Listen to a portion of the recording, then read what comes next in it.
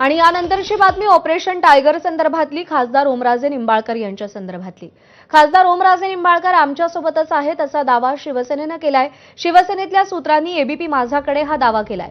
ओमराजे निंबाळकरांनी मात्र अजून आपला निर्णय झालेला नाही असं सांगितलंय।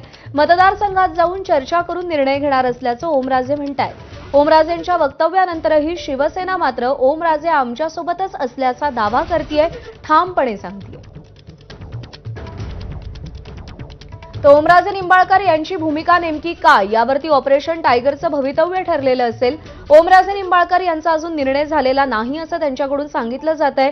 आज ते पुण्याहून धाराशिवला रवाना होतील। धाराशिवमध्ये आपल्या मतदारसंघात जनतेसोबत कार्यकर्त्यांसोबत चर्चा करून त्यानंतर ते पत्रकार परिषद घेऊन भूमिका सांगणार आहेत।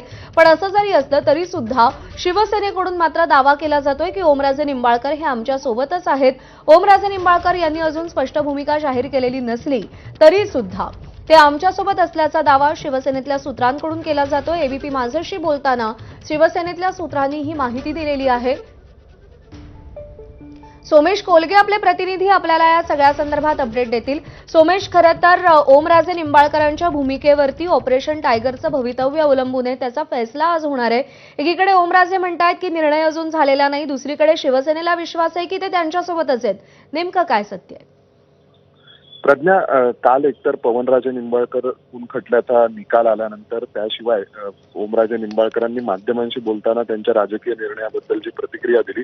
त्यानंतर वेगवेगळ्या शंका कुशंका व्यक्त केल्या जात होत्या आणि या पार्श्वभूमीवर एकनाथ शिंदेंच्या नेतृत्वातील शिवसेना पक्षाला हा विश्वास आहे की ओमराजे निंबाळकर हे त्यांच्याच सोबत आहेत आणि ओमराजे निंबाळकर हे कोणत्याही अटी शर्तींशिवाय शिंदेंच्या नेतृत्वातील शिवसेनेमध्ये आले आहेत असंही शिवसेनेतील म्हणणं आहे आणि त्यामुळे ते शिवसेनेसोबत एकनाथ शिंदेसोबतच राहतील आणि ऑपरेशन टायगर हे त्या अनुषंगाने यशस्वी झालेला आहे, त्याची औपचारिक घोषणा बाकी आहे लोकसभा अध्यक्षांकडून, असा विश्वास हा शिवसेनेच्या उच्चपदस्थ वर्तुळातून व्यक्त करण्यात आलेला आहे की ओमराजे निंबाळकर हे वेगळा निर्णय कुठलाही घेणार नाही तर ते एकनाथ शिंदेच्या शिवसेनेसोबतच राहतील, हा विश्वास व्यक्त करण्यात आला। सोमेश, धन्यवाद दिलेल्या माहितीसाठी।